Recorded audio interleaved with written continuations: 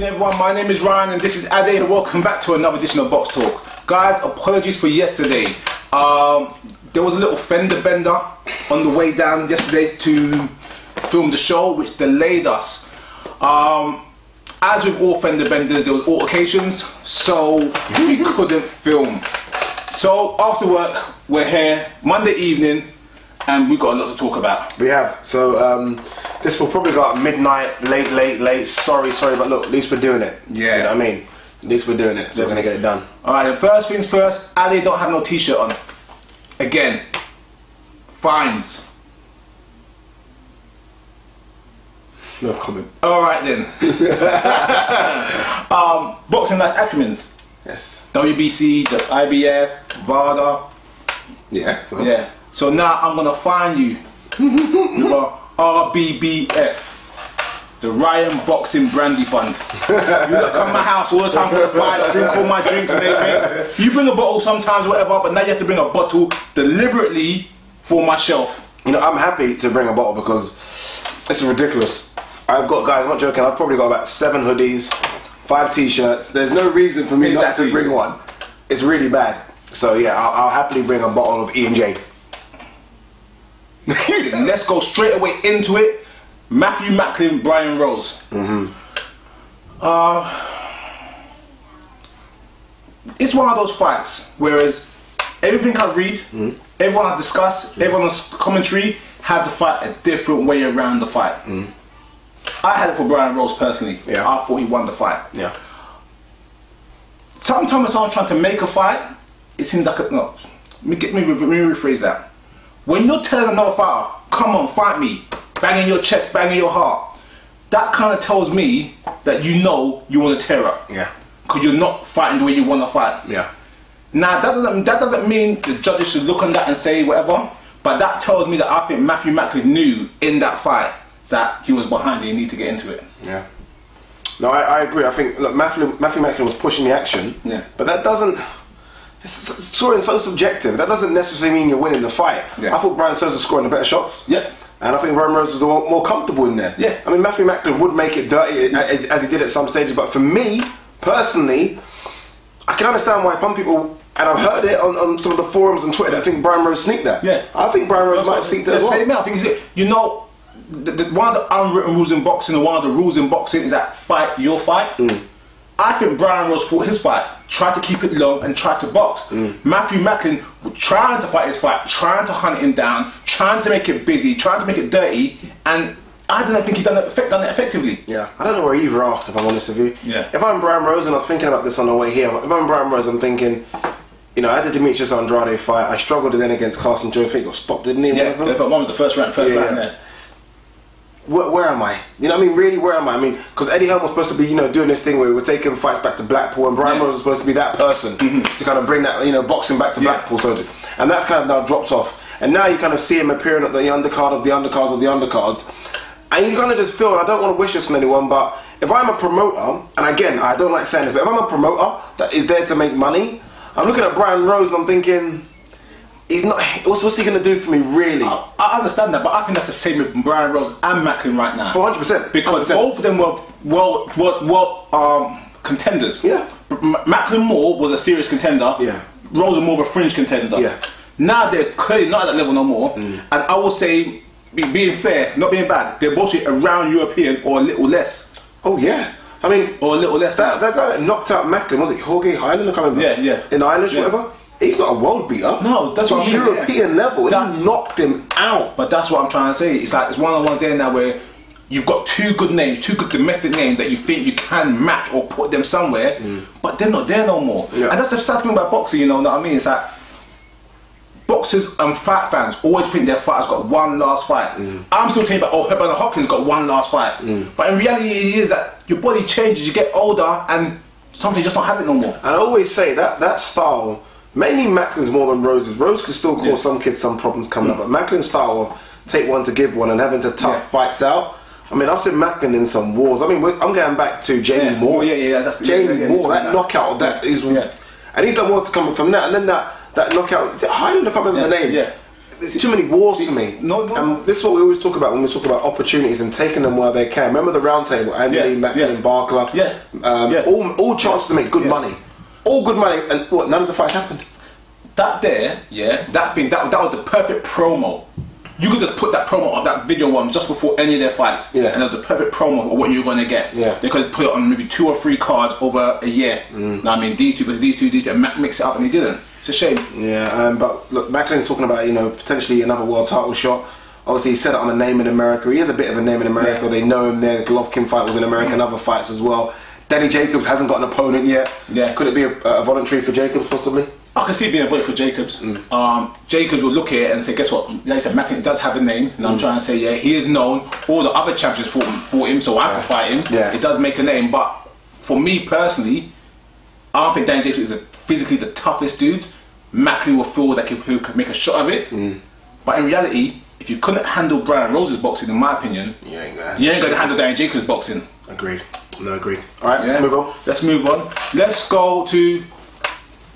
No, let's keep the fight card in order of the fight card, because I need to say something after this part. Let's go Selby versus Hunter. When first round I looked at this fight and I thought this Eric Hunter don't like his style. It's like a cheap Mayweather style. Trying to act like Mayweather, push up with the shoulder, but his legs were static. Kind of like Adrian Broner. Andre Berto. Yeah, Andre Berto as well. Andre Berto's the bloody king of that. Remember that? When he but it was Victor Ortiz. Guerrero. I was cringing. I was like, what? That's nonsense. He just looked very heavy, trying to be flashy, trying to be crafty. I was like, guess what? This ain't going to go too long. So he's going to just bedazzle this guy. And then the third round came. Oh, man. Selby went down so hard, I swear I nearly jumped out my seat. I mean, I was scared. Selby was lucky to get out of that round, I thought. 100%. I'm a huge Selby fan. And that was it. That was it, You kind of feel like if Hunter could put the punches together better, someone like, I'm trying to think who finishes very well. Canelo finishes quite well, so does Cotton. Finish like that, it's lights out. Selby done so well to recover. I don't know if that's just fitness or what it is, but he done so well to recover. And not just recover, he recovered then just dominated. That's what I liked about it. Unbelievable. Most times when you get hurt like that early in the fight, it's an uphill struggle now. It's like the other guy's confident and you're like, guess what, this guy could hurt me. And he did about 3 or 4 rounds to survive and get your legs back again. He got back into it and he done the number, he done his job. I will say this though, I think Selby was very, very lucky. That shot was more like a tempo shot. So when he got like his equilibrium was gone, his legs were a little rubbery. If that shot was about 3 or 4 inches lower, that could have been over. Because Selby's whole body literally went sideways on that. I mean, I think Selby just suffered from the fact that, like you said, you were briefly kind of watching it, through the periphery. Even me, I was watching it, but I wasn't really paying attention. And I think sometimes, Selby was a bit like that. The first 2 rounds were so easy, almost like, and then bang. But this is what we say in boxing. The boxing is a short career. It's not a long career. You always got to be on point. I mean, you can't take it for granted that this guy's in front of you because this guy's got 2 hands as well, and he wants to win your world title. And it's a mandatory. So, he's worked his way up to get to that shot as well. So he's going to be a good boxer. But hopefully, Selby can move on big things, and we'll talk about Selby later. Well, we forgot Jay McDonald. He fought as well. Yeah, he did. McDonald, defended his IBF title. I've said it last time. I say again, Jay McDonald's grown on me a lot. I think he's a solid pro. I think he put in a good performance against a short notice opponent. Because the guy he's supposed to fight pulled out midweek. And when you have something you don't know, you can't say, oh, it could be just a walk in the park type guy. I didn't know the guy he was fighting, but the guy looks good, looked balanced, and he came and gave it a real shot.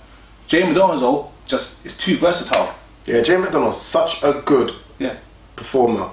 And you kind of just feel like every experience he took from fighting away from home for those last 2 fights against Kameda, is just grown. It's gonna take someone a bit special to beat him. I'm starting to believe that now because he's got a lot about him. I mean, I can't believe this is the same kid I saw fight Napa 5 years ago. Napa won that and they robbed Napa, and I was like, this kid ain't going nowhere. So he's too tall, stands up too high. Not anymore. He's got a bit of everything. Well done, Dave Coldwell. So, what I like about Jay McDonald, and this is what I like about boxing. And it's the same phrase we like to use. Skills pay the bills. He's not the fastest. He's not the strongest. He doesn't have the best punch. He just works and he's honest at his work. So he looks for openings. every time he lets his hands go, he lands on the target. Not saying he doesn't miss, No, I agree. but like you see him going like head, body, head. It's like just mixes it up with just different sort of combinations. Combinations you don't see standard. When you see a guy normally, it's like, okay, do 1, 2, 3, 4. Do 1, 2, 5. You got numbers. He don't play by the numbers. Who wins? Quick or McDonald? McDonald wants that fight. So tell you what, I will edge. It's a tough fight. It's a tough fight. Guys, you ain't gonna see this on camera, but I saw the cue for Quick come out of his mouth. No. You were gonna say Quick, you would, and you stopped. I think Quick's got the power to hurt him. Yeah, but I think Jamie McDonald's overall game is better. Yeah, I think Jamie McDonald's punch selection is one of the best punch selections we have in the UK right now. Agreed. No, he does. He mixes it up very well. Yeah. When you think of a lot of boxers, you kind of, I almost can see what boxers throw before they even throw it now because I'm so used to seeing it. McDonald honestly mixes it up 5 punch combinations, 4 punch, twists his feet, moves, actual moves. It's different. It's really good to see. But he was on the under. He ain't gonna believe this. He was on the card. Yeah. Go. All right then. Let's move forward. Yeah.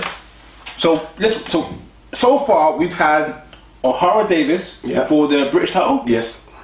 We had Macklin and Rose, 2 former world title challengers. For some WBC international, but regardless. We had Jamie McDonald defending his IBF title. Yes. Lee Selby defending his title. Yes, IBF. Then we get Conor Benn. Yes. Oh. But did you hear that? No, is it a European title fight? Wait. Title. Yeah. International title. Yeah. World title. Yeah. World title. Yeah. Pro debut. No, it wasn't his pro debut. I'm sure he's had 25 fights. I'm sure. No. That was a world title fight. It was a world title fight, Mason. Pro debut over 2 world titles, yeah? Now, I'm going to teach you right now, yeah? I don't care. I like Nigel Benn. Nigel Benn is one of my favourite fighters now, I'm trying to say, yeah? But that is not Nigel Benn. Let me tell you something else as well, yeah? I said this before. Not so much Jamie McDonald. But I said I felt there's a little rift between Selby's camp and Matchroom and James the Girls camp and Matchroom because since they've gone to Al Heyman, some interviews I've heard from all 3 parties don't sound very favourable on other parties. That's what I can say without getting sued. Yeah? Nice. The point I'm making is, yeah, how the hell Jamie McDonald, I wouldn't say I understand. No, I don't understand. No, there's no. Wait. There is no understanding. No, let me clarify. Last minute opponent or whatever, short opponent. There you go. I don't care. Yeah. I don't care. Yeah. If you're Jamie McDonald, no. If you're Lee Selby, this is your mandatory. That's the word people keep throwing us all week now. Yeah, I know. Yeah. God, don't get me started. And Conor Benn is in front of you. I'm sorry, Conor Benn, yes, you're making your debut under the pay-per-view card. You should be making your debut in front of 20 people. When people just sprinkling in. That is unbelievable. This is the problem. I always say it. I'm not trying to say your hunger doesn't go a bit. If that's where your debut is, then what next? If that was his debut, he should be on the first fight on the card. No. You should be a Bethnal Green York Hall. So yeah, I don't know about you guys. Tell me if I'm wrong. I think that might have hurt his before, hurt his career. Because he's trying to. No, I'll tell you why. I was watching this fight here with there's like 10 of us watching the fight here. Yeah. And after watching world class boxing, you watched that and you think, yeah. They were like, it's wild. Yeah. He ain't Ben. Yeah. And he got criticised straight away because he was just what he done was nothing wrong because his first pro fight. But you shouldn't be televised. But you shouldn't be before world class boxing having your first pro fight. The dearth in talent and skill was ridiculous. Yeah, I'm not joking. I was in shock to the point. This is how much shock I was. I was watching. I was thinking, oh, it's not live. They've just shown. Adamant that it wasn't live. You know, and when they go back, and sometimes when they try and fill a gap, I thought, oh, they're showing Conor Benn. He's not live though, is it? Oh, it's live. Conor Benn is after Lee Selby. Yeah. Lee Selby. Honestly, if I'm Lee Selby, I'm looking at that and I'm thinking, and guys might say, oh yeah, guys, come on, think about this realistically. You know how undercards work. You know how cards work. No disrespect, a guy on the debut is first on the card. It's just the way it works, guys. It's just the way it works. Not before 2 world title fights. Come on, man. Even if I'm Matthew Macklin and Brian Rose, I'm thinking, what's going on here? Do you know what I mean? I'm thinking, what's going on? Even if I'm O'Hara Davies, who's happy to be on that card. Well done, O'Hara Davies, by the way. I'm thinking, Conor Benn's on before. What? Seriously? What? Seriously? No. And the thing about it is, is that people might say, oh, Chris Eubank. Sorry, guys. Look at Chris Eubank. Look where he started. Blue Water Kent. Blue Water. You know what I mean? A couple of thousand people. Listen, yeah, I understand. I'm trying to say it's Nigel Benn. I understand that, you know, they had a big press conference on the Tuesday before doing the signing and whatever, and blah blah blah and everything. Even though we all knew it was going to happen. Yeah. I had no problem with that. I even had no problem with being on the card. No problem at all. But you know, you just open the card for me. Yeah. But if you're do you think if you're Michael Jordan's son, you get signed by the NBA just because you're Michael Jordan's son? Exactly. Do you think if you're Roger Federer who plays tennis's son, that that's it now, you're going to put you on Wimbledon? It doesn't work like that. There's a way to work yourself up. Seriously. Only in boxing this happens. I'm sorry. That's a disgrace. Honestly, disgrace. Okay, let's go away from that fight for a second. Did you see the dance? Right, Nigel. I don't mind it though. It's a joke, innit? That had me in stitches though. If I'm honest with you though, yeah, I didn't want Nigel to come into the ring. Why? You know what it is? Not the English Eubank thing. I don't want that. No, I disagree. That was his son's first pro fight. Yeah. That was enjoyment, that was excitement, that was over the top. Yeah. See the big kiss? Yeah. That was like wow. No, I mean you did it. You jumped that hurdle. Yeah, so a big hurdle. I can live with that. You know what? That's what happens. What happens if it happens again? Jumps in the ring again. Then we'll see. Let's go with George Groves versus Brophy. Yeah. Okay, let's be fair. Well done, George Groves. You won the fight. Yeah. You beat an undefeated fighter. So. Yeah. You beat a fighter that weren't world class. Yeah. Coming up, trying his team. Yeah. Let's be fair. Right, look at you go road team. No. And then he wants a world title shot. Oh, he wants what? Put his claim out there, trying to say what I'm trying. He worded it well. Don't get me wrong. He said it well. He didn't try to say it like forceful, but you knew what he was saying. You know what I want to see? I want to see Rose fight Callum Smith. No. You know why? Because when, obviously it's completely different because Groves hasn't got a world title like Froch did.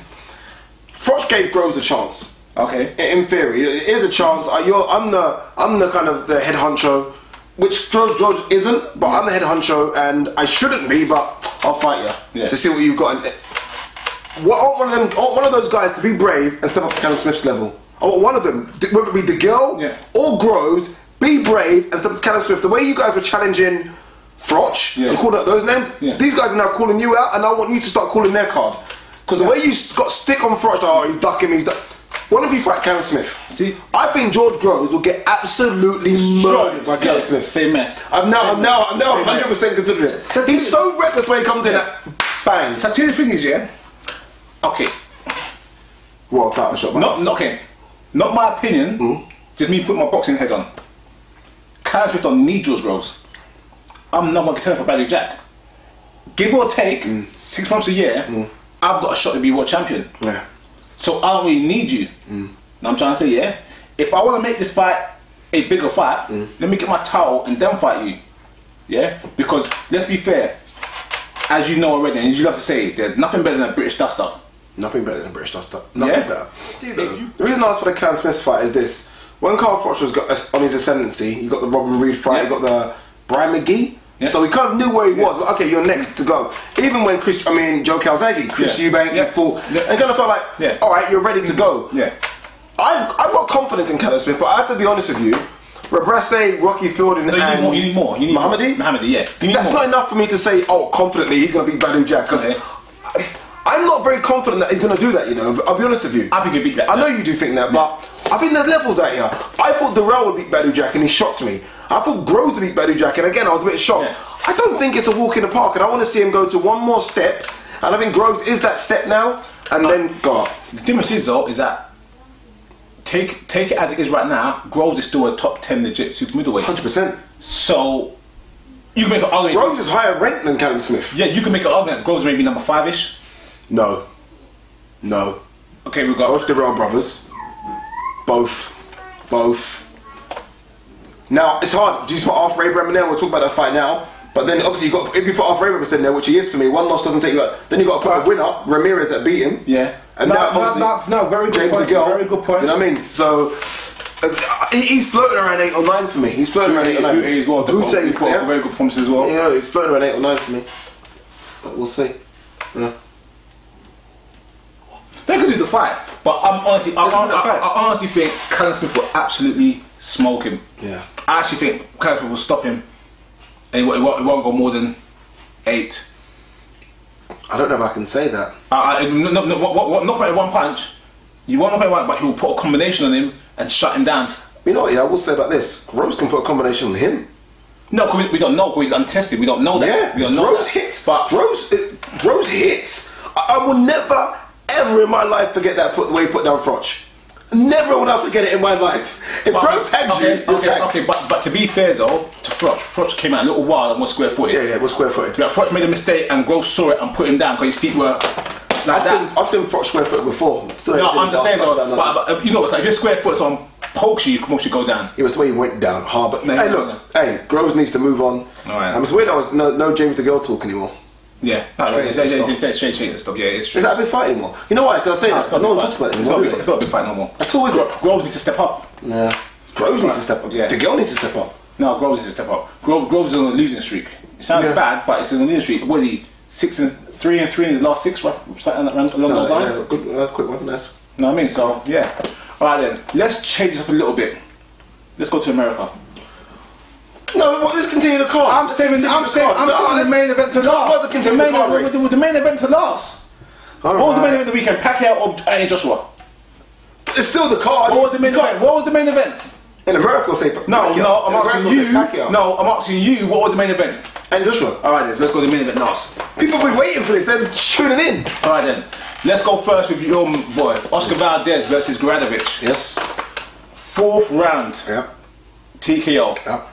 Unfortunately, haven't seen the fight yet. Nor have I, guys, but don't need to. Yeah? Yeah. I already know. I follow Oscar Valdez on Instagram, and I kid you not, his 14-second clips are the best 14 seconds of my life sometimes. what he does in 14 seconds, what he shows. I'm gonna tell you, girl. What that kid does is scary. And let's be honest, guys. A year ago, not even a year ago, when Lee Selby fought Gradovich, Lee Selby put a performance on, but and Gradovich was a legit threat. IBF had him as their #1 fight of the year or something. Yeah. He came back after that and he's won a couple, and then Oscar Valdez just destroyed him. Oscar Valdez has clearly said, I want everyone, featherweight or super featherweight.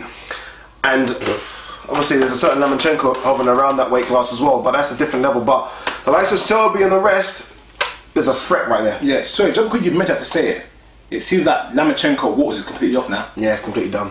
Completely done. Completely done. Yeah. The division's heating up though. I think Oscar Valdez, you know what I'm trying to say, if you mix, you don't know what they have, but you've got a lot of guys out there around that weight class that, like I said, like Lomachenko's, like the Rigos, that don't have extensive experience in terms of world class. They got 9 fights and 15 fights, whatever. Put them all together. Listen, like we said before, boxing is one of the things here where time goes quick. You got to take your chance. What you can. I'm trying to say, we've got some great fighters and talented fighters, and as good as those guys are, and much they all look undefeatable, they're not. So when they fight each other. Yeah, no, I agree. And I think I mentioned this a few weeks ago, maybe a few months ago, when we were probably discussing Al Heyman, and I said, look, Al Heyman's got the cream of the cream, but the other guys are having to find great talent. Yeah. And Oscar Valdez is one of those guys where top rank and finally started finding guys after this Pacquiao thing now. Like, okay, because look, for the last 10 years, it's all been about pack. And they've almost forgotten about other fighters. Finally, with the pressure on PBC. I don't really look at fighters. He got Zishimin. Yeah. Didn't work out. He got Donaire. Yeah. Didn't work out. What, didn't or did? 5-weight world champion. No. Work out for me. Let's be real. He thought he was going to beat Rigo because he hates Rigo. Yeah. Aaron hates Rigo. Yeah. Yeah. Didn't work out. And I'm trying to say. Then he said, oh, okay, then let me try to get Donaire a world title with Waters. Then Waters took him out as well. Yeah. Let's be honest. Yeah. It sounds bad, but Donaire's star is no longer as big as it was before. Before Donaire was standard, you stay up all night for it. Yeah. Because we win lost, instead of it. For the last fight he had, we didn't know the fight was until the following day. Yeah. The day after. That's what I'm trying to say. All right. Let's move forward. Arthur Abraham versus Ramirez. He will ask for that visa back. He will not travel to America again. Yeah. Has he won on American soil? He don't travel well. Let me say something. Yeah, again, this is a little bit I of want to say hype. something controversial because someone mentioned it to me the other day. Alright. I don't know what the drug testing is like in Germany and how lenient it is. I'll be straight with you. Abraham looks a bit different. Yeah. From Germany to the US, Abraham looks a bit different. You can land on Abraham before and it doesn't have no effect in Germany. Just saying. Just putting it out there. Next, sorry. Right, no, very good point. I'm not going to touch on that at all. Yeah, no. Alright then. Let's go to the facts now. If you like Abraham, if you don't like him, he's a 2-weight world champion. Yeah. Lost his belt. Yeah. And regained it. Lost his belt and regained it. Point I'm making is that's a serious fighter. Yeah. When you're talking about accolades out of that whole Eastern Bloc, he has one of the highest. Yeah. Yeah. Regardless of what people think about the Hall of Fame, his credentials is worthy a check. You're in this bloody Hall of Fame. No, I'm trying to make a point. What I'm trying to say, yeah, is that he's the 2-weight world champion. He's fought a lot of these pairs of contenders or whatever. Yes, he lost some to like Abrams, to Froch, and to Ward, whatever. Yeah. The point I'm making is though, he lost to elite guys. Now these elite guys, well, they're kind of close, but done what Ramirez done. Shut him down, schooled him. Froch did, I think. Froch done it as well, but Froch done it differently. Yeah. Froch done it at a very slow pace. Yeah, and that very calculated pace. Ramirez beat him up. Now, you might say Abrams is getting older, he's getting a little slower, which are all valid points. But when you could do it to a seasoned fighter like Abrams, that tells me, watch this kid. I agree. I will say, though, I do feel like, I wouldn't say Abraham is lucky, and I don't mean that at all. But I do feel like the recent defences against like Sir Paul Smith and Martin Murray haven't come against the elite guys at 168. Trinity with Stieglitz. There you go, exactly. Do you know what I mean? So I kind of feel like that could have happened if we saw him against a DeGale, a Darrell. I think he could have got schooled like that. I've been waiting for someone with a bit of movement. We always used to say, if you fight off Abraham's pace, you're going to lose. If you step up, like we said against Martin Murray, Martin Murray fought at his pace. And that was even the closest. What I do like about it is it opens it up again for me. And there's no disrespect to Arthur Abraham, because Arthur Abraham was still giving people opportunities, but I like fresh blood. This is a whole new 168 division now. Captain Smith, Froch, Ward, and now Abraham probably gone. Yeah. You got Ramirez, Smith, Miguel. Bute's probably gone after the Badu Jack fight if he loses. You got a few guys that are in and around there that I think could do stuff. I tell you what, like, Badu Jack's not. Bute's not beating Badu Jack. Did I say that? Yeah, I feel like we need to film the video anyway. Yeah. But I'm saying this right now. Yeah. The way Bute fought against the girl, which is a very, very close fight, no matter how you cut it, even if he loses, he's still in the mix. Not two fights in a row loss is not good, but it's how you perform. Maybe it's another video. Yeah. All right, let's go to the main event in America, which was Manny Pacquiao Bradley 3. I like having sour grapes, so well done. You predicted it. Yeah. Thank you. I thought Bradley would pull something off with Teddy Atlas. We have a bet on this, We don't have a bet on it. Yeah. No, but it was, I had no interest in the fight, like, as you know. You said, But can't change old ways, my man. Yeah. So I tell you what it is. Pacquiao. Okay. Floyd Mayweather fans, listen to this, because you lot don't like me. What Pacquiao showed on Saturday night looked more like the old version of Pacquiao. Not saying a peak Pacquiao, no, but a better version of Pacquiao. Agreed. And we saw what Mayweather done to Pacquiao. Imagine if Mayweather fought Bradley. Oh, it'd be embarrassing. It'd be embarrassing. Serious question, guys. Is Mayweather that good? Even though he had his faults, which I've always mentioned, is Mayweather really that far from everyone else? It's a very good point you make, because we had Bradley, well, a lot of people had Bradley as the best welterweight in the world. Yeah. You know what I mean? Seriously? Think about that for a second. And it was, at some stage in that fight, it was almost like, this is looking embarrassing for you, Brad. No, that's not embarrassing, Brad. How, it's not a Mayweather video, but how good does that make Mayweather look? ESPN done an interview with Pacquiao after, and they talked about that performance, because it was a fantastic performance. Let's not forget that for a second. Are you going to retire? And he said, yeah, I'm retiring. And then they asked him kind of why after that kind of performance. He said, oh, because my family wants to. His face didn't look like someone that wants to retire. And if I'm honest with you, he didn't look like someone that is going to retire. I'm not sure about Pacquiao's bank balance, but we know he had the massive tax problems. A lot of the money made from Mayweather went straight to that. I'm not quite sure what he got for this fight. I don't think it would have been that much, because the pay-per-view buys are supposedly trending very, very low. How did you check them out? Yes, it's going to be way low. I think really, really low. I'm not joking. I heard like Golovkin Lamulo. You're lying. Because all the backlash Pacquiao got from wait. The official Golovkin Lamu or the real Golovkin Lamu? The official. 150. 150. Wouldn't surprise me. Wouldn't surprise me. Look, Burton Mayweather done 500. Yeah. And this is Pacquiao, Brad 3. Yeah, we've all seen it. Do you know what I mean? I'm just not entirely sure we're going to see him retire, if I'm honest with you.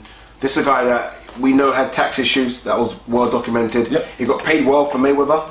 I don't know what he's got paid well for this fight, if I'm honest with you. I don't think this fight has done that well. I saw both press conferences where both of the fighters were begging.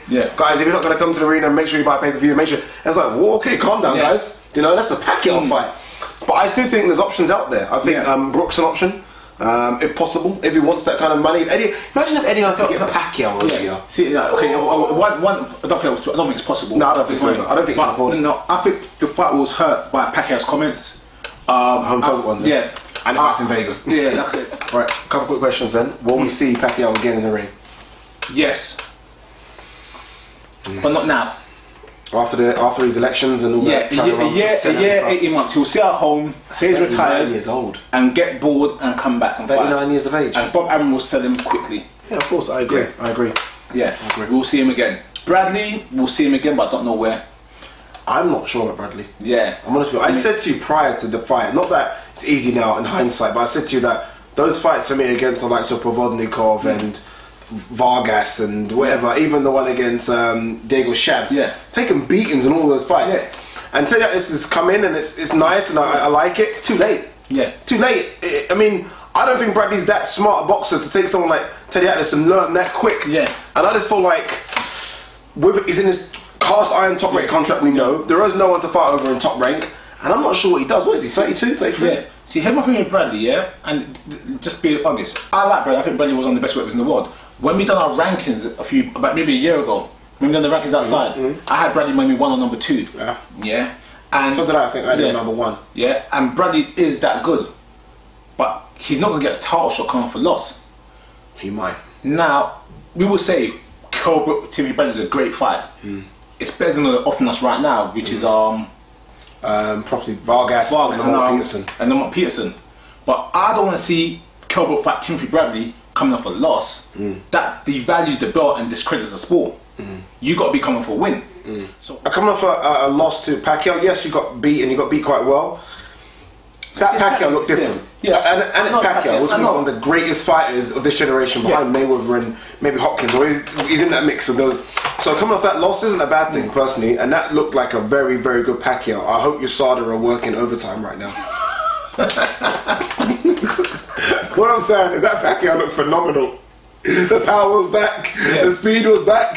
Jeez. I don't know if I mentioned it already, but didn't Paul Malignaggi say there's no scar on his shoulder from his operation? Exactly. Now I'm interested. Yeah. Okay, let's move to the main event. I'm gonna start this slightly different. I've seen people criticizing Charles Martin. He's rubbish. He's a bum. Shouldn't have been in the ring. It was a mismatch. It was easy. Yeah, you go in the ring and get hit like that with that right and all that power. Yeah, you know what I mean. Yeah. I'd have them to do like they put the sensor in the glove. That's the second one. Yeah, second one. Yeah, that's one I really. That is a dominator. And we're gonna talk about it in a minute. Guess what? I know AJ's one of our own. Yeah, I know you like him. I know he's domestic for the UK fans. Yeah, but you have to be fair to what you see. Charles Martin made the one vital mistake in that fight, is that he didn't gauge AJ's timing and distance. Normally in a fight, you have a feel-out round. Oh, it's a quiet round. Who won the first round? 10-10 is a feel-out round. You know, at heavyweights, those feel-out rounds are good because you're fighting with guys that are so big, so powerful, one shot takes you out. Do you see what Martin was trying to do in that fight? Yeah, that's what he's trying to do. He was standing there and trying to hook the right hook off the jab. Know what I mean? That's a very good shot for a southpaw to hit an orthodox fighter. Yeah, know what I mean? He's like AJ through the jab, he tried to get the right hook over, and he kept missing by about that much. Know what I mean? He was trying it. Know what I mean? Martin didn't do what AJ opponents normally do. Soon as they see him, start backing up and start backpedaling. He stood his ground and said, guess what? I'm a big guy as well, and I know what I'm going to try and lace you with. He didn't have an understanding of how fast AJ was. And that's what his downfall was. What is the perfect punch to knock out a southpaw? Straight right down the middle. Straight right down the middle. Can't beat it. AJ hit it the first time with hard force. Yeah? And then he laced it the second time because he knew he could land it. Because AJ had his chance to get that time and distance because Martin was right in front of him. This is kind of what we said, though, to be fair, about gifting people world titles. I like Charles Martin because he's just a nice guy. I'm not necessarily like him because of his boxing skills, because there isn't a great deal. There's some there, but there's not a great deal. But he was gifted a title. Almost similar to what AJ is, and we'll talk about it later. You're in the deep end now. Yeah. There is no Tom Dallas around. Yeah, exactly. There is no little bum that you've been fighting in a club at the Outback somewhere. You're in the deep end, pay-per-view, 16,000 against a guy that is considered the future of the heavyweight division. Yeah. Step up. And I just felt like his team underestimated AJ's speed massively. They look at him and think he's a bit muscle bound, he's a bit slow. So they think they're able to dodge him. And that right hand came over so quick. Yeah. But you saw it the first time. That's why I don't know if the IQ's there. You saw it the first time. It was similar to the second one. I don't know if he saw it the first time. No, I mean in terms of you've already been knocked down by the same punch. Oh yeah. Just adjust. Where's your adjustment? Move to the side, go back a bit, and straight away again. When you watch boxing, if you watch that fight again, when AJ threw the first one, it weren't as powerful and it weren't as fast. Like it was like he set it up to see if he could land it because he was taught to land that shot, and it put him down. Once AJ knew he could land it, the second time he threw it, with spiked, it was proper. It's like I know this is gonna land. I don't care. So even though Martin should have been aware of it, it was the same punch, but it was thrown at two different velocities. Yeah, definitely faster and more snappy. Yeah, and more snapping. You know what I mean? And it's different. It's like okay, this is heavyweight boxing. Look at most heavyweight boxing. Not most. Look at heavyweight boxing historically. People get knocked in the first and second round all the time. Heavyweight boxing. So I'm not saying Martin deserved points. I'm just saying though, I could see what he was trying to do. Yeah. It didn't work out, he got put out. Because Martin said he weren't hurt. You don't lie on the floor, look at the ref like this, with your arm behind your back going, you know what I mean, when you're not hurt. He was serious because he couldn't move. His arm was frozen behind his back. So you can't say, Martin can't say he wasn't hurt. I'm just saying that you've got to look at how it actually played down technically. What I will say in response to a lot of people saying he's a barman, I can understand. You got to understand with a lot of, especially with the AJ fight, you're going to get a lot of casual boxing fans, and to them, this is a world champion. That's all they know. That's what they've been skyping, building up. You know, we've not heard any mention of Tyson Fury or Deontay Wilder. This is the world champion fighting our guy who's a novice and he's getting knocked out in 4 minutes. So I can understand what guys are like. What? Pay-per-view, box office, and that's it. You know, and I think that's almost affected AJ just a little bit. And what I mean by that is that he's not conquered the mountain here. Because there's so many belts and the belts are all fractured, he's not gone to America and beat Deontay Wilder. He's not gone to Germany and knocked out Tyson Fury. So I'm going to tell you, Vladimir Klitschko, can we say this is the legit champion of the world? He's got the third belt. The third weakest belt right now. And I don't mean that to be disrespectful, but you know, he's got the weakest belt right now. And he's going to have to prove himself in the next 24 months. As much as I don't rate Dion's at least made some defences. Dion's made some defences. And you know, AJ's got to do that. We've got one coming. And I think Dion got his belt from a better fighter. Stavern's a lot better than Charles Martin, do you know what I mean?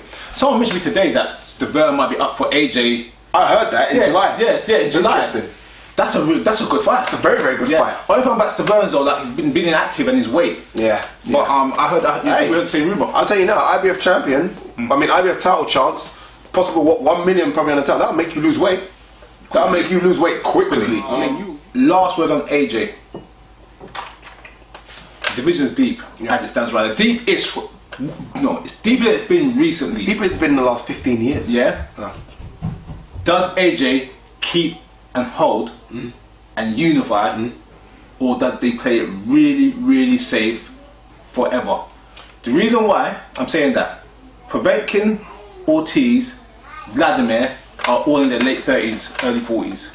Vladimir's 49, isn't he? 39. So in a year's time, 18 months' time, those three most probably won't be what they were. Ortiz will. I'm just saying, you'll be fair, it's 36, supposedly. You could weigh out three of the bigger guys, or the three of the better guys in the division. Because right now, I think Povetkin, Klitschko, and Ortiz are three of the top 5 favorites in the world. Wait them out and let AJ move forward, or are they going to try bring him into that mix? They've caused AJ a problem that they're going to have to solve themselves.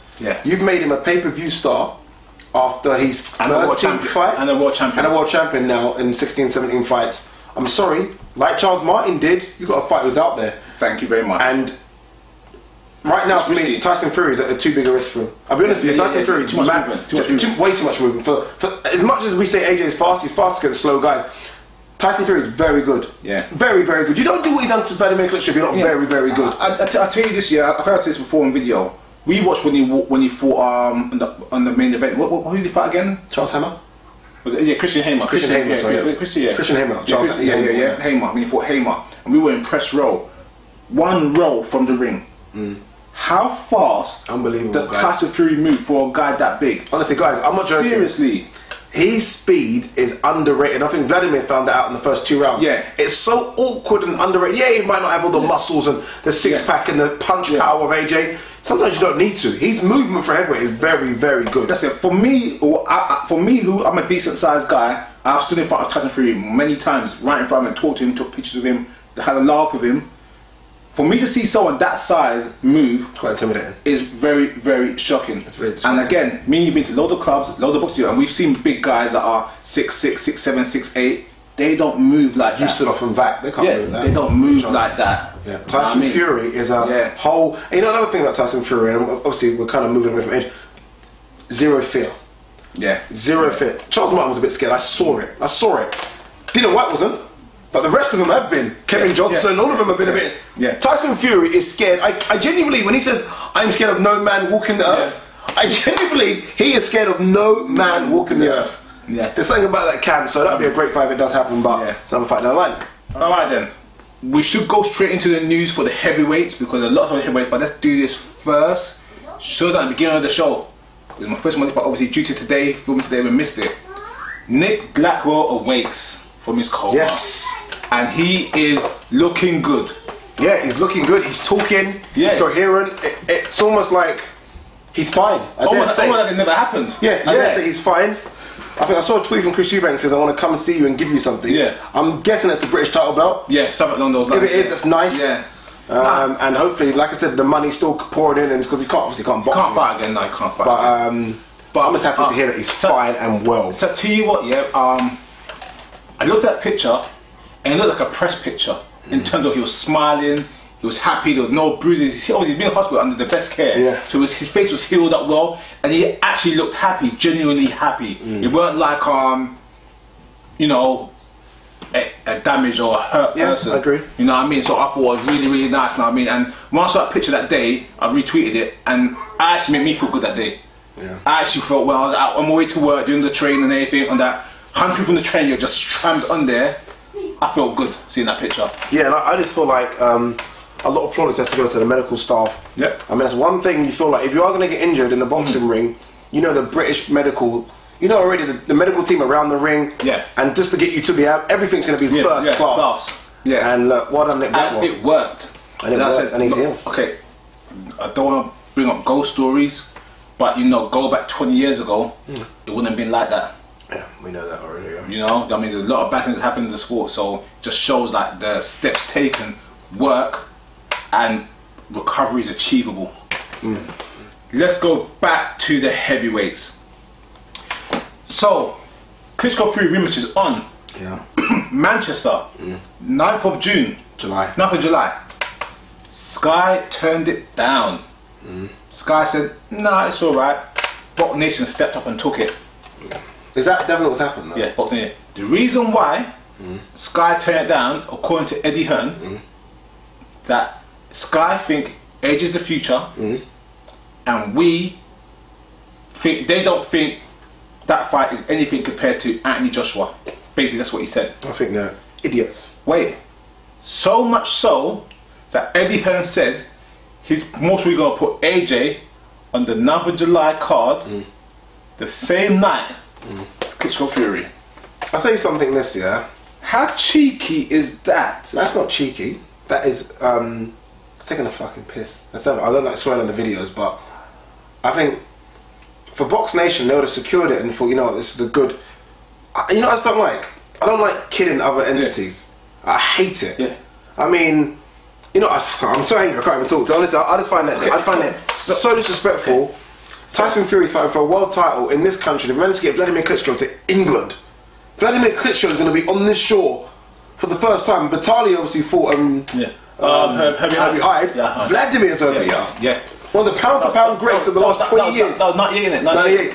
Yeah. Yeah. They've got Vladimir, Emmy Arena, Manchester. Yeah. And then what do? You go and put Andy Joshua on the same night. Obviously, it's going to hinder Tyson Fury. It's going to hinder Box Nation. I just find it ridiculous. It's going to hinder both cards. Yeah, it's going to hinder both cards because each card won't get the credit due to it. I can't afford both. Do you know what I mean? You will probably buy it. I know you. Alright, so here's the thing about it now, yeah? And you've got to look at, again, the business mode. Awful. Yeah? You've got boxing fans that are hardcore fans that follow the sport, yeah? And they've got 2 heavyweight title fights against 2 British fighters on different channels, yeah? Now, in all basic terms, Box Nation is a pay-per-view channel. Just like pay-per-view Sky. You ever put your £15 to Sky, or you put it to Box Nation. or you put it to Box Nation, yeah? So either way how you cut it, people are losing money. Sky's going to lose money, Box Nation's going to lose money, yeah? But what Sky is doing, what they're doing is calling it collateral damage. We could damage your brand, your Box Nation, your Tyson Fury, your Klitschko, because we got our brand, Olympic, blah, blah, blah, blah, blah, blah, blah. Yeah? That's what it is. Because let's be fair, we all know Sky has more money than Box Nation.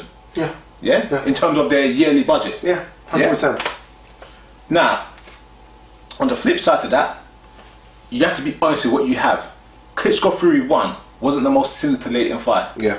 Yeah? So you're going to have fans that say, well, it means something, but it wasn't the best fight. Yeah. AJ might be more tasty. Yeah. The difference is that AJ's going to get a blowout in a round or 2. Klitschko Fury is actually a real fight. Regardless if it's entertaining or not, it's going to be a boxing match that has the best heavyweight of the past 15 years against the best up-and-coming heavyweight as of now. But you know what Sky Sports are going to do?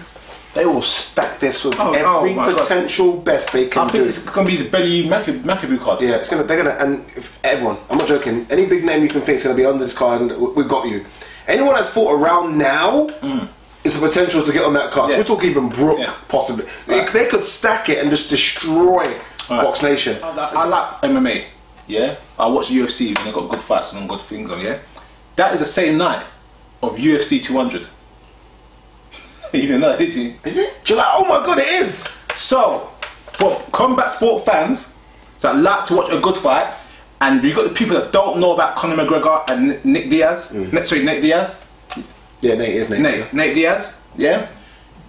They heard about it. Oh my gosh, this Conor guy got beat by Nick Diaz. And there's a rematch. There's a rematch. That's on BT Sports, which is another pay-per-view channel, which I have to pay for as well. So me as a boxing fan, I'm okay. I buy BT Sports, I buy Box Nation, I buy my Sky package. So I've got all of them in my house. But I'm not gonna lie though, it's a pain in the effing arse.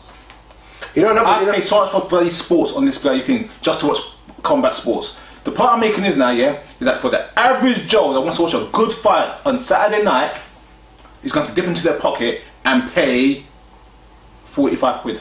They are so lucky, and this is why I'm very disappointed and upset that ITV didn't come in, or Channel 5. Yeah, seriously. They're so lucky this isn't on terrestrial TV. Yeah. Because Tyson Fury would have wiped the floor with Joshua if it was on terrestrial TV. Yeah. And I don't understand why, if you're Channel 5, why you've not gone and broke the bank to get that fight. Yeah, but Sky Sports have just done this on purpose, because it's ridiculous. For them to announce it that quick as well after the AJ fight. Oh, he's fighting July 9th. Well, that's quick. You know, for a world champion, this isn't the back in the day when he was fighting bums. That's very quick. You know, I can't think of a heavyweight fighter champion that's ever had a fight announced immediately after winning the fight. Can't think of it. I'm not joking. I was trying to wrap my brains, but I've never heard this in my life. Seriously, never. It's ridiculous. It's ridiculous. Yeah. Alright then, let's stick to this week's heavyweight news. Shannon Briggs confronts David Haye at the weigh-in for AJ Martin, flicks his hair, and it's announced that Briggs is on the undercard for May 21st against an opponent to be determined, and if he wins, he fights Haye next. What do you think of that? Set up. I'll be straight with you. Look, come on. Oh, it's just a little coincidence. That Briggs is. I like the fact that Briggs is on the undercard. It brings a bit of excitement to it, a bit of entertainment, because some of the names being mentioned so far, like who, and that was a similar to Cobra. Yeah, exactly. Big hands, big head. Briggs there, it'd be fantastic in a press conference. Briggs is doing what a lot of boxers should do, that maybe want this opportunity and want someone just to give it to them. Here, guys. No, he's come over here, spent what, 2 weeks over here, has campaigned for fights, and I did say on a couple of weeks ago that I think his best opportunity is David Haye. Yeah. And this seems like it could happen. David Haye's been fighting nobodies. I wouldn't mind seeing David Haye fight Briggs in the summer. I know, July 9th. Okay. There you go. Is Haye Briggs really a good fight? No. No, I mean, on the flip side, no. If I've got my boxing head on, like, you know, take my, just I want to see a scrap, if I've got my real boxing head on, no. It's a big payday. It's a big payday for both. Yeah, for both, yeah. It's interesting because the press conference and all the stuff's going to go on to it, I'm trying to say. But this is not the fight. If Haye wants AJ, Briggs is not going to get him there. Yeah. Because you want a top 10 ranked fighter. Now, I'm not saying that the fight won't be entertaining and won't have its spots in it, but you've got to look at the structure of what you're actually getting for what you're getting. Haye saying, oh, don't come for a payday. Well, Mr. David Haye, you're taking a payday of Shannon Briggs. Because Shannon Briggs is going to hype this thing more than anything known to man. Yeah, I feel like Haye's just lost a step here. I mean, I remember when Joshua knocked out Dylan White. Maybe it's my brain, but I do feel like Haye was in front of Tyson Fury. In terms of David Haye, Joshua, everyone's talking about that. Remember, we discussed the summer fight. Now all of a sudden it's got to be Fury versus Joshua. Yeah. I mean, it's like, where's David Haye disappeared to all of a sudden? Okay, in my opinion, and this is not fact because boxing does run on the money, David Haye should not fight AJ or anyone for a world title unless he fights a top 10 ranked fighter. Yeah. Yeah? And like, as much as Briggs is entertaining, and like I said before last week, he is still a very good fighter. Yeah? What he brings to the table is his experience and he knows his attributes, which means that he knows what he needs to use to win. Yeah, he's not going to try to do stuff he can't do. That makes sense? Yeah. You say he's a good fighter, yeah, but in my head, I can't think of the last time I've seen Briggs fight anyone of any stature and done well. Look, Vitaly Klitschko fight, he keeps on mentioning that fight, you know, what do you say, tore his bicep or whatever, yeah. He was getting smashed to pieces in that fight. Everyone might say, oh, it's Vitaly. No, that wasn't. Yeah, that was half Vitaly. Yeah, we saw what Chisora done with Vitaly. Briggs, and I like the way he's reinventing himself. And look, I'm not trying to bash him because I like Briggs and I like everything he does and I like the let's go check. But I don't want people to be fooled by all that. Yeah. And forget, okay, guys, what has he done for the last 8-9 years? Okay. 8-9 years, Rayson, of beating nobody. Okay, I understand your point and I can see how many people say that point of view. But here's a different way I'll say about it. You don't become a two-way world champion, two-time world champion by beating no one. Yeah? Or being rubbish. Yeah? I'm not saying he's rubbish, yeah? Who did he beat to become titles again? He had the lineal with he beat Foreman. Yep. And then he beat Sergey Lakovic. The Sergey Lakovic was a terrible fight. Awful! Asthma attack, yeah, the asthma attack. Then he stopped him in the 12th round. Yeah. And he could barely do the post-fight interview after. But what I'm trying to say is, though, yeah, is that you got to look, again, don't look at the negative side, look at the positive side. And I'm trying to say is that, yes, he has his holes. Yes, he has fought at every other fighter. Yes, he's 44. But look what he does well when he does them. Now, his last 6 fights ain't been against the best opposition. But what he does in those, what he does, especially in the last one against the Mike Marone dude, he was playful, it was joking. Let me finish. And the combinations he used and the way he ended the fight was solid boxing. Now, I'm not saying it's prime Shannon Briggs. I'm not saying it's great Shannon Briggs. I'm saying this is a guy that's got all the experience, been with the right people, still has the hand speed, still has the power, still has the general gist of the game. He's trying to give something back in there. Give it a shot and see what happens. If he loses, he loses. But say he wins, you never know. I'm not saying he'll beat Haye. I'm just saying that you got to look at. You can't look at the negative side all the time. You got to look at the structure. And that's the word I was looking for. Yeah. There's a structure in boxing. There's guys out there that are not going to get these paychecks that Briggs wants. That are doing better things than Briggs right now. That are fighting the guys who should be fighting, but can't do all the self promotion. Yeah. Can't do the let's go chant. Can't do all that. Yeah. He's jumping the queue here. Yeah. Massively. Yeah. For someone that's not done anything in terms of beating anyone ranked inside the top 15 in the last 8 years. We talked about David Haye. Briggs is even worse. He's fought nobody in 8 years. He's got to fight someone here for me. yes, he's got on this card, and that's fantastic. Let's see who this opponent is. Yeah. That'll be very interesting. Let's see who we're going to match him with. I think it's going to be very weak. Oh. I think it's going to be extremely weak. It's going to be someone he could knock out in a couple rounds to say, oh my gosh, he just knocked David Haye. Shannon just knocked out this guy. Yeah. And David Haye's going to knock his opponent out in 2 rounds. He's going to knock his opponent that's going to sell. Yeah. Shannon Briggs is probably going to jump in the ring. Is this boxing or WWE? Jeez, man. What is it nowadays though, Reece? Is it boxing or WWE? Remember when Riddick Bowe punched? Who did Riddick Bowe punch in the press conference? Oh, Larry Donald, in the 2-piece. How real was that? See, when Shannon Briggs does all this stuff that he's been doing recently with Vitaly and Vladimir and Haye, you don't ever really think something's going to kick off. He's very top off. When Riddick Bowe landed on Larry Donald, let me just say right now, yeah. Larry Donald must have the best chin heavyweight history. Stand up. He took that flush with no gloves. Oh man. Was it Trevor Burbick that Larry Holmes jumped on the car? Yeah, Trevor, yeah. Real. Yeah. This stuff now is WWE for me. I can't take it. Real back then. When Lewis and Lewis and Ratman. Yeah. Mike Tyson, Lennox Lewis. No, Mike Tyson. No. Tyson Lewis. The bite in the leg. That's what I'm trying to say. Real. So when I see all this stuff, I'm not one of those people. I'm not going to jump on the bag and say, oh, this is amazing. I think I've seen real guys. Michael Bent, Herbie Hyde. You see, now you're bringing up. See, you're naming them. So when we see this, don't know I like it. Yeah. But this is all setting up for me. I'm an idiot. Yeah, I'm an idiot. It's not the real deal. Yeah. All right. We touched on this briefly earlier on, but Fury AJ beef's heating up on Twitter. I love it. They're hating each other right now. Big time. Fury saying that you're a bodybuilder and you're stiff in the legs. Yeah. And AJ saying, don't hate on me, watch your other opponent, I do my thing, you should be happy I win, XYZ, going back and forth. I think both have got valid points in their tweets. Yeah? Into what they're saying about each other. Yeah? Saying that you're a novice, you're this, you're that, whatever. Which is, let's be fair, AJ is still novice-ish. Yeah. You know what I mean? So I'm not going to say he's not lying. And the same thing as well. AJ's right. Fury, why are you watching me? You should be happy I've got a world title, because we're going to come do this and make extra good money with XYZ. Yeah. But realistically, Fury gets past, let's say Fury gets past Klitschko. Yeah. AJ has his fight in July. This fight ain't happening. Matchroom would no way put their cash cow right now in.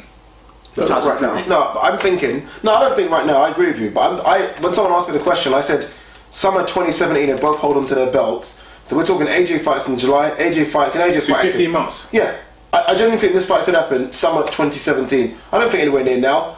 So they're both fighting in July. AJ fights again. He's fighting to say December. Then maybe waits for. If AJ destroys 2 people, AJ could fight twice between that. If he fights now for July, he could fight September and December. Easy.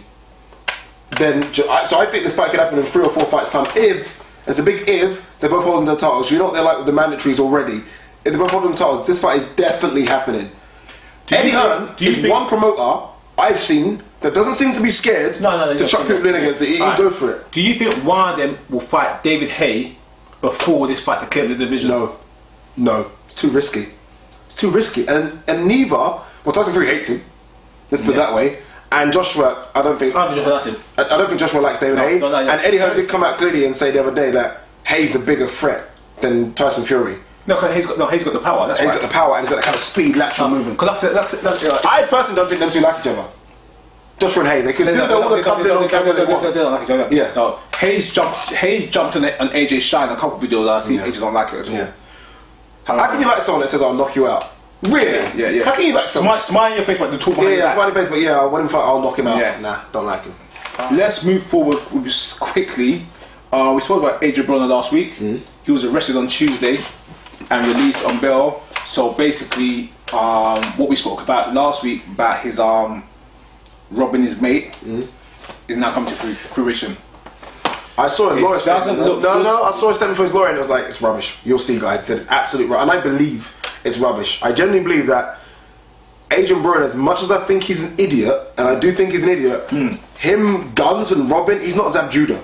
Yeah. I think he's an idiot. You know, he's not rogue like Zab. Yeah. I think he's an idiot and very playfully, stupidly idiot. But I don't think he's I'm gonna rob you. Idiot. Broner's been in prison before, you know. Yeah, but not for guns. I don't know what it was. It's a different kind of thing. Guns and Broner, I don't think mix. I'm just saying that if it's true, if it's not, there's now validation to the story. Oh yeah, it's always ventilation to it. Which means, like we've said previously, he is not paying attention to the game. When you've got that potential, that earning power, and you're doing shit like this or being involved in shit like this, not a good look. Okay. Liam Walsh is going to fight Troy James for the British title on the undercard of Billy Joe Saunders. I'll be honest with you. Yeah, I think it's a step backwards. If I'm Liam Walsh right now, yeah, and we've given Matchroom stick, so I'm going to give Box Nation some stick. I'm Liam Walsh. I'm like, what the hell is going on right now? Yeah. Seriously, what is going on right now with my career? Yeah. If this is it, am I ever going to step into the world scene? Are you ever going to put me into the European scene? Why is Liam Walsh having British defences after British defence after British defence? It's ridiculous. I think that, take out the marquee names, Liam Walsh is one of the most talented, or the most talented talent we have over here. It's unbelievable. Yeah. Take out all the, not even bad, like Ahara Davis is good, but he's being pushed hard by obviously the Sky product. Yeah. Liam Walsh has got a bloody good shot. So guess what? Know what I mean? I'll have more talent. Know what I mean? Trust me. Don't sleep on the Walsh brothers. No, I'm not. I think Liam Walsh is a special talent. No, definitely. There's a few people on here that have said he'll beat a lot of the so-called big names, but he's just solid. He's getting zero push. Reminds me, different style of boxing, but reminds me of Jamie McDonald. Just solid in all areas. At this level, we need to see him step it up. Well, when's he going to do it? Bloody hell. Yeah, I know, it's ridiculous. Bloody hell. Yeah. Alright then, quickly moving forward, because we've got loads to get through quickly. Sean Dodd is going to be on the undercard of Bellew Maccabee, which mostly will be now AJ versus someone else as well, but no Cardo. Eddie Hearn obviously likes Dodd because he sold £50,000 worth of tickets. Yeah, I heard it's £40,000 to £50,000 worth of tickets, yeah. So now they're going to put him on the card because he knows he sells, but he doesn't get credit for his robbery last week. Yeah, it's a shame. It's a bit of a disgrace, but he's on, and he won't care. However he's on, he's on. Yeah, gets another opportunity. Problem is though, he might fight someone that just eats his style for fun. Yeah, you know what I mean, Carlos and him work well, clash work well. He could fight someone that's so low ranked and just like, what? This is easy. Yeah, do you know what I mean? So he got to be careful. Happy that he's on, but could have a style that hopefully he gets a good payday out of it, knowing that he has that drawing power, and he's not silly. He knows they're using him for his drawing power. Yeah. Hopefully he gets paid well for it. By the way, that's unbelievable. Yeah. £40,000 or £50,000 worth of tickets. Yeah. Tickets are probably what, £40 face value. It's a lot. Man, he smooth tickets. It's a lot. It's a lot. Terence Crawford versus Victor Postal. Talks are on right now for July. Postal said he's agreed. The ball's in Crawford's court. Let's do this. Crawford smashes into pieces.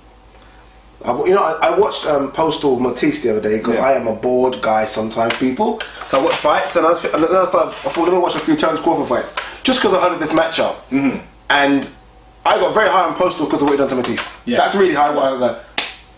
Crawford's a different level of. We're talking an elite level boxing. I think Postal's more grittier, or fight. Postal's more grittier, but skills pays the bills. Yeah, and you know how high I'm on Crawford.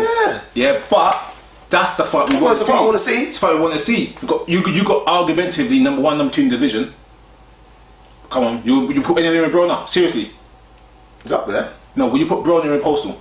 I'll put him in Postal. Yeah, I'll put him in Postal. I'm not joking. I'll put Broner in with Postal. I would put Broner in with Postal. Wait. You put it off your own pocket, out of your own pocket, not PBC's pocket. Out of your own pocket. You put Broner in Postal. Yeah. Oh, you want to lose money. You want to lose money. You want to lose money. Hey, you want to lose money. I'll put Broner in with Postal. Yeah. I think Matisse. Yeah. I'm not trying to say he took advantage. I think Matisse is done. I think Matisse was spent force. I think the Provodnikov fight is taking too much.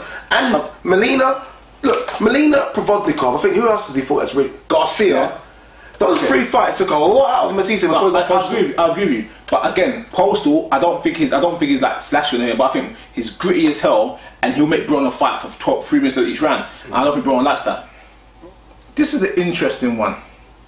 Huranov, Frank Warren's buddy, the backer, the money man. He wants to outbid Golden Boy on Ustinov versus Ortiz.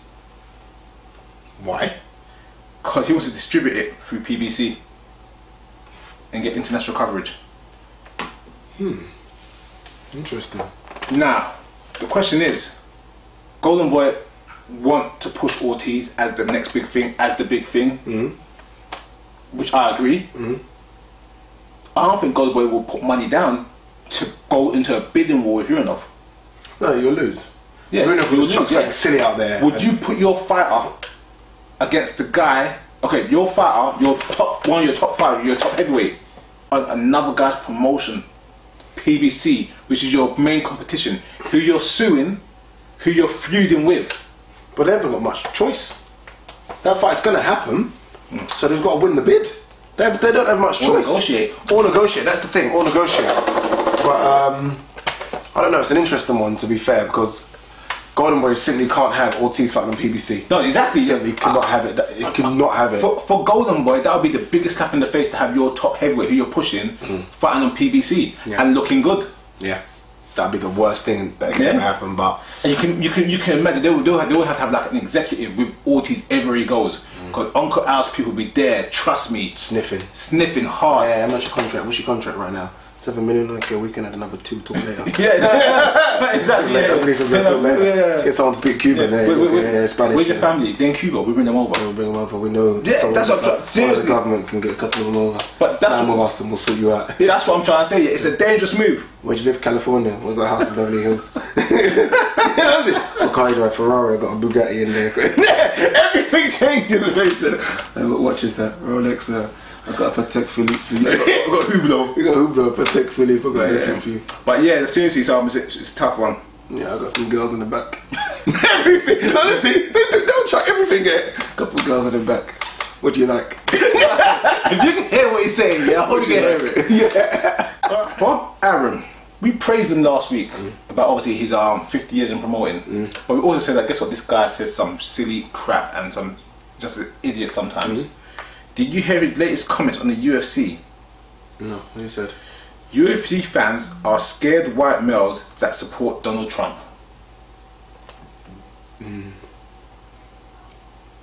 He's just as bad as Pacquiao. Seriously. I don't see how you'd be so blatantly racist and say it like it's nothing. Now, let's be fair, because of his age group,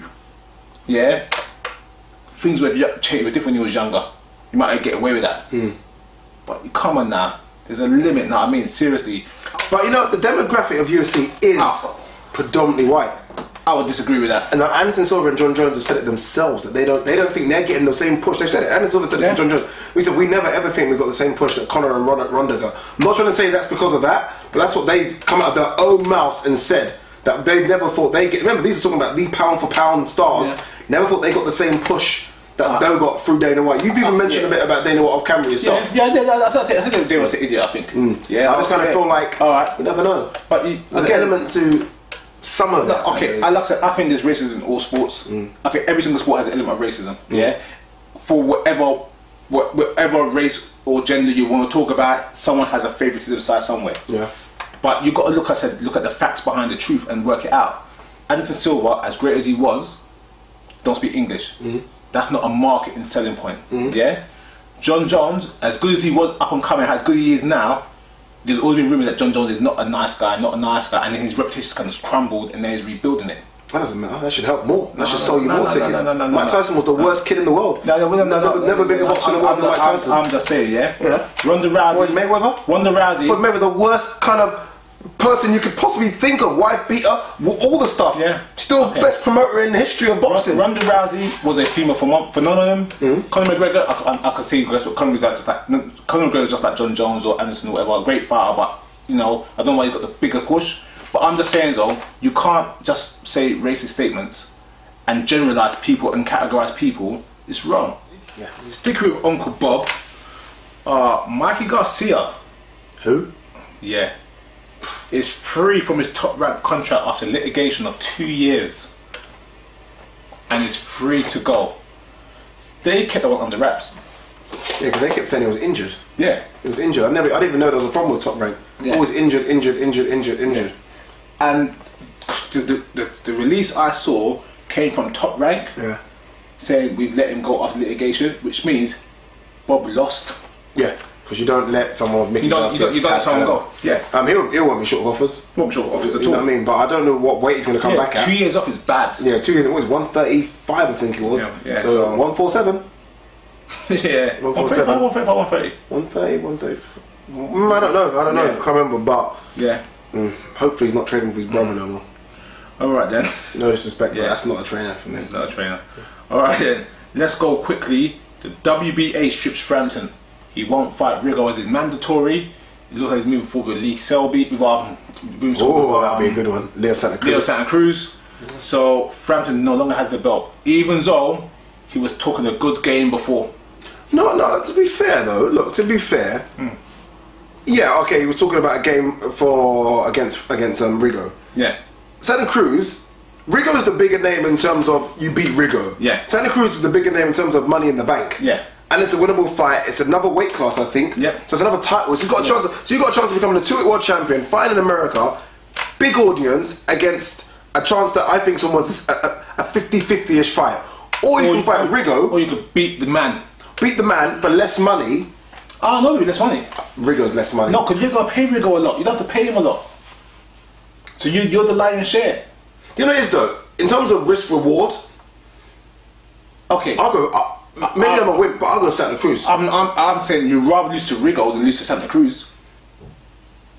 Yeah, that's a good argument. But I think he genuinely thinks he can beat Santa Cruz. I'm not sure about that. That's what I'm trying to say. If you're gonna fight the top guys in the division, after seeing him though, to be fair, after seeing him against Scott Quigg, he won that fight. Yeah, Rigo blasted him out. But this is what I'm trying to say. If you're gonna fight the top guys, you might as well fight the man than fight the second dude. But if he says he's going up in weight, if Rigo follows him up, not a problem. But he clearly said he's going to go up in weight. Well, we'll see. We'll see how it plays out. Yeah. Right, the last couple bits quickly.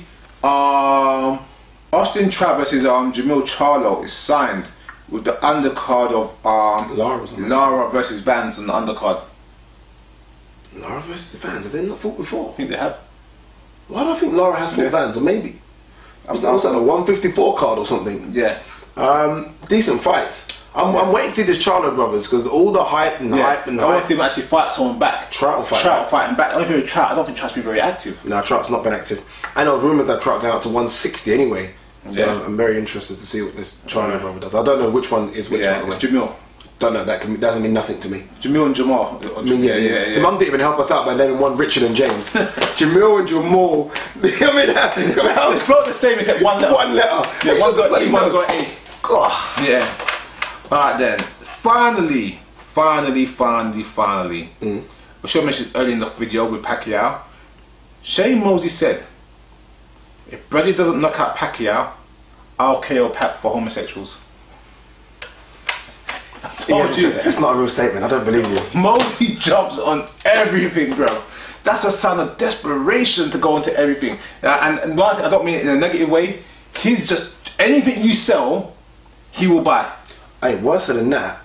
Did you hear what Golden Boy said about Canelo if he beats Amir Khan? Potential opponents? No. Manny Pacquiao.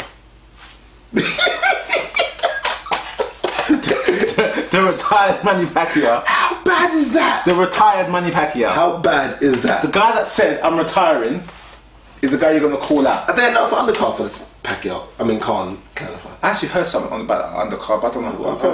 I feel like I've heard of a name. So go back. Let's go back. Let's go back. Wait. The guy that started at 96 pounds. The guy that started his career at 96 pounds. The guy's been saying for 4 months, I'm going to retire after this fight. It's my last fight. Your last fight. And then you said you're going to fight. Now you're saying he's going to fight the guy. Yeah. That's just jumping on the bandwagon. No. That's Golden Boy being crafted in the stuff that I hate the most. I mean, someone should pull his card. Funny thing is, a year and a bit ago, even though the size difference is gigantic, it wouldn't have been that bad because it's at 154, 147, and he fought Marguerite at 151 or something. Like I said, Canelo has heavy feet. Couple of years ago, Pacquiao murders him. Yeah, of course. You know what I mean? The way that style, that style plus the injections, murders him. Well, that is it for this week in boxing. We'll call it last week in boxing. Last week in boxing, that's someone's going to do, definitely. Eldian. Yeah. Mogley. Yeah. And guys, I'm not going to lie, I had to rush that one. Obviously, couldn't do a full couldn't give you a full scope of news. So if we haven't missed anything, So we'll much, play a catch up next week, definitely. So much stuff to talk about, so much subjects, so much fights. I mean, we're filming this week. I think maybe, if not tomorrow, Wednesday or Thursday. Obviously, everyone wants the Khan video, but there's so many videos. You know what I mean? Expect a lot of videos in the next couple of weeks. Yeah. A lot. Alright, I think there's some fights this week. I think Josh Warrington's fighting. To be honest with you, it's gone a bit under the radar, but Josh Warrington's fighting. I haven't checked the schedule, but guess what? It's a long video. Yeah. Alright, guys, there you go. Tweet, subscribe, share the video as usual. Thanks for everyone that watched the videos, and peace.